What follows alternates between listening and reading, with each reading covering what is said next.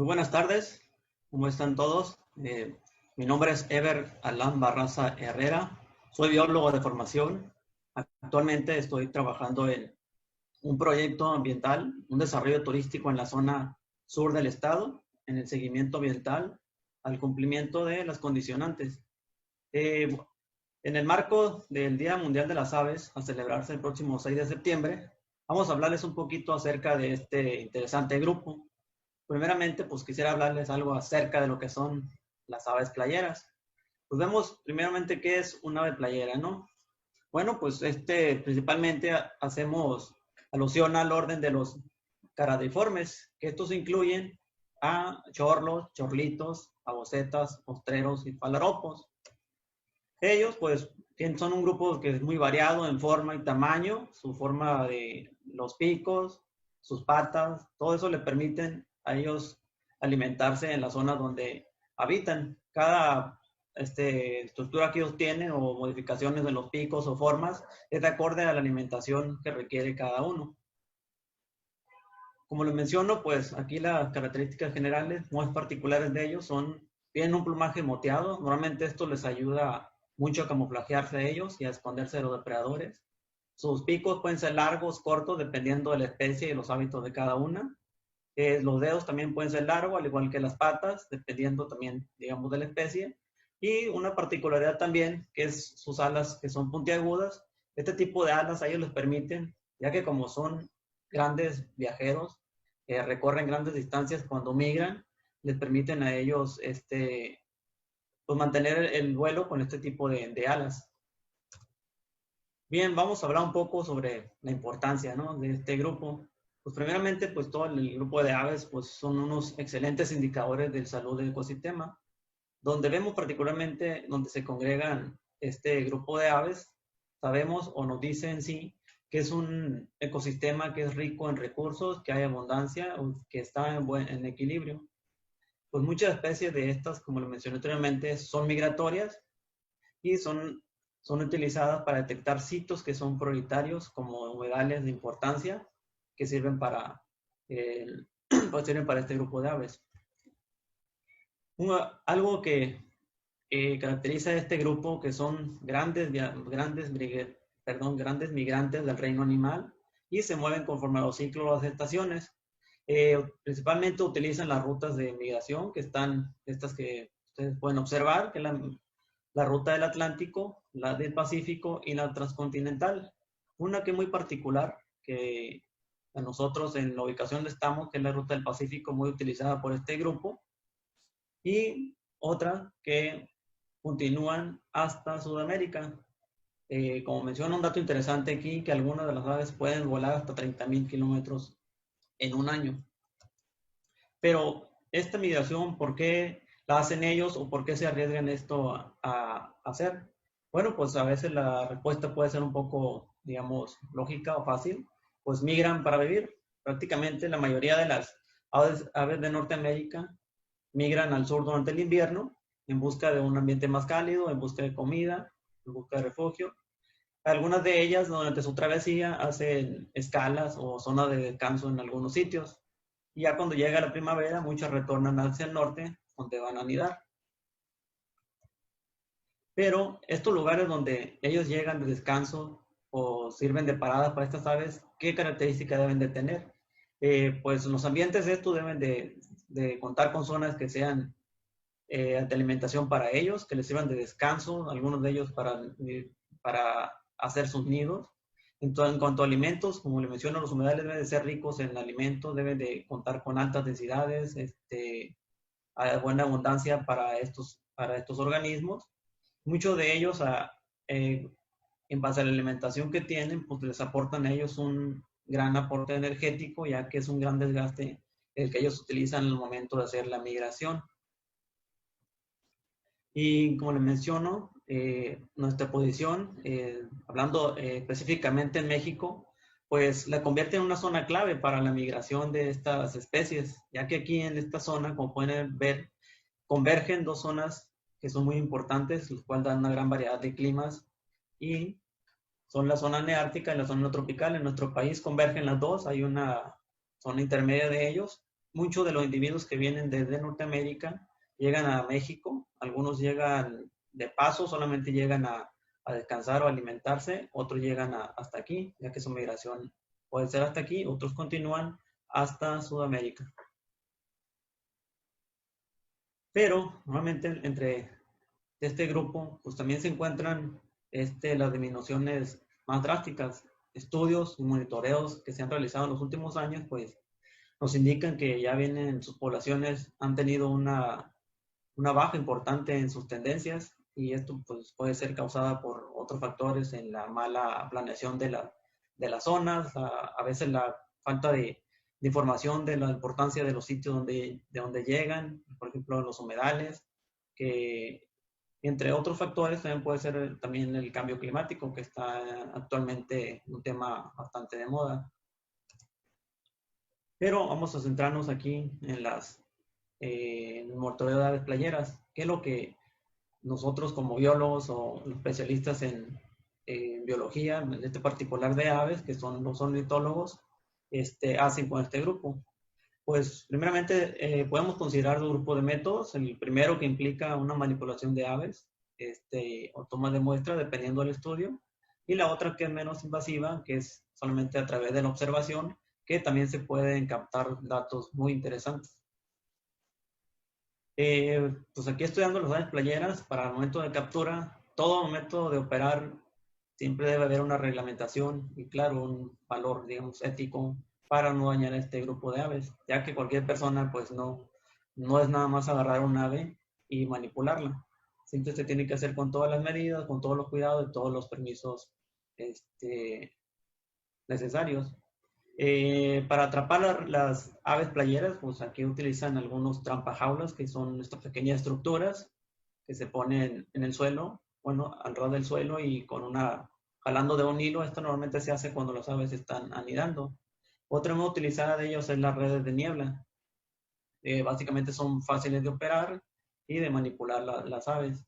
Otras son las redes de cañón, que estas son pues, un poco más efectivas y son piezas de metal ancladas en el suelo, que son lanzadas, son a base de proyectiles que despliegan una red a través de aire comprimido. Esto se ve mucho para contar poblaciones cuando se congregan y están todos juntos y siempre debe ser sobre una superficie que digamos poco plana para no dañar a individuos o algunos aves. El anillado pues consiste en marcar las aves. Esto depende del tipo de estudio que se quiera hacer.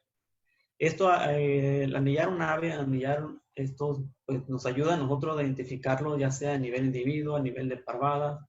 Conforme está la codificación de anillos, podemos ver que se colocan algunos anillos que son metálicos, otros que son de colores, algunos de ellos llevan una pequeña banda o una banderilla. Quizás las personas lo ven y dicen, ¿qué es eso? Pero los biólogos, los que se encargan de estudiar esto, saben qué significa cada uno de esos anillos. Podemos definir o determinar hasta nivel individuo, también contar todos los individuos que nacen en un mismo tiempo. Y a estos también en los anillos de colores va a variar dependiendo también de acuerdo al estudio que se quiera hacer, como menciono. Muchos son de plástico, la mayoría, algunos son de colores.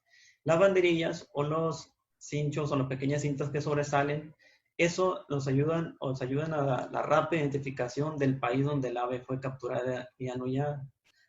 También algunas vienen codificadas con los datos del anillador, dónde fue anillada, dónde fue capturada. Todos esos tipos o esos datos son interesantes porque uno de los particularidades de este grupo en los estudios son acuerdos internacionales. Normalmente, como los grupos de aves playeras se mueven mucho, necesitamos acuerdos internacionales porque sería prácticamente o muy difícil estudiarlos o a saber hasta dónde van este tipo de aves. Y con esta técnica es muy acorde para saber esos movimientos, saber cuándo migran, saber hasta dónde llegan. También se toman otros datos para saber las condiciones de las aves. Pueden ser el pesado de ellas, se toman las medidas de las alas. En algunas se toman muestras de sangre, esto para saber si presentan algún tipo de parásitos o tienen alguna enfermedad. Como les mencionaba, los estudios de mercado pues sirven para evaluar las tasas, hacia dónde se mueven los individuos. También son muy importantes para identificar sitios que sean potencialmente de importancia para la migración o de rutas migratorias para estas especies, o sitios que sean de descanso. En la ilustración se ve el anillado que lo explicaba anteriormente, algunos anillos que son de metal, otros de colores, que estos sirven para identificar hasta individuos de una sola especie. Y los que traen banderillas o unas pequeñas cinchas es para saber en qué país fue marcado el animal. La otra técnica que nosotros aquí también en el proyecto donde estoy, que hacemos, es observando las aves. Esto, aunque también no se capturan, pero también es muy importante porque también se obtiene información mediante la observación. Por ejemplo, podemos saber nosotros, cuando se congregan, podemos hasta censarlas, hacer un conteo, podemos registrar qué es lo que están haciendo, los cambios en el plumaje, podemos ver las variaciones de las aves, de cuando llegan en diferentes estaciones, cuando se van. Y pueden hacer censos que pueden ser conteos directos, que como les digo, significa estimar el número de individuos que componen una bandada. Podemos ver también los patrones de coloración. Esto porque en este grupo también tienen en sus diferentes etapas, pues tienen muda de plumaje. Muchos de ellos cuando se acerca la época de reproducción, normalmente los machos, a tener una coloración más llamativa, y a eso se le llama el plumaje nupcial. Y los patrones de actividad, como les comento, se pueden principalmente en tres, si están alimentándose, si algunos llegan en un área de descanso, otros si están bañando, acicalando. Normalmente una particularidad de esto que son, como le digo, se congregan en grandes cantidades, que podemos ver muchísimas aves de una sola especie en diferentes lugares donde llegan ellos digamos, de migración, o llegan ellos a zonas de descanso.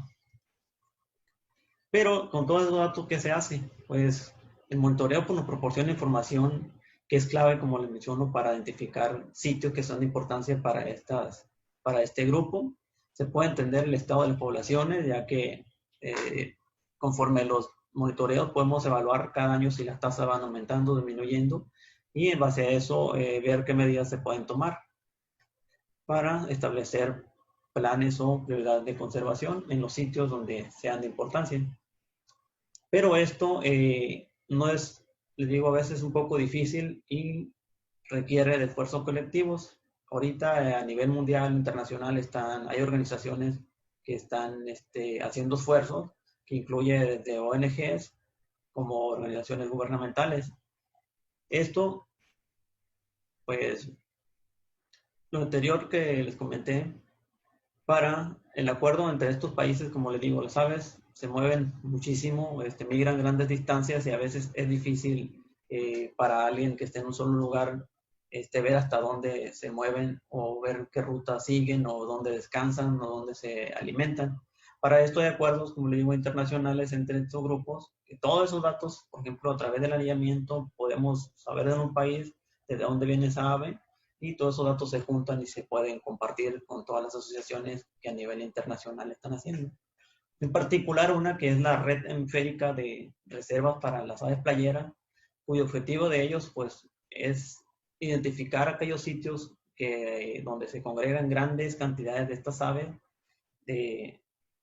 para ver si son sitios de importancia, y con ello poder determinar o establecer ciertos criterios de conservación hacia esos lugares.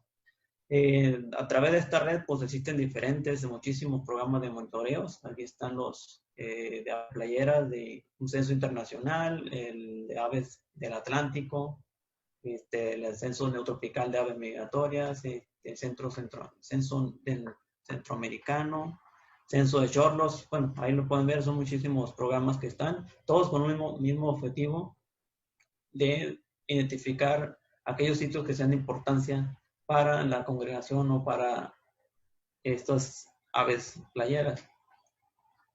Y aquí Sinaloa, pues nosotros en el lugar donde trabajamos, Playa Espíritu, ahí son algunas fotos tomadas de algunas aves playeras que se han observado durante ciertas épocas, normalmente cuando épocas no reproductivas. Aquí está otro, algunos se ven en pequeñas bandadas, otros se juntan, se congregan en ciertos sitios. Y pues con esto espero que les haya parecido un poco la charla interesante y aquí sería mi presentación.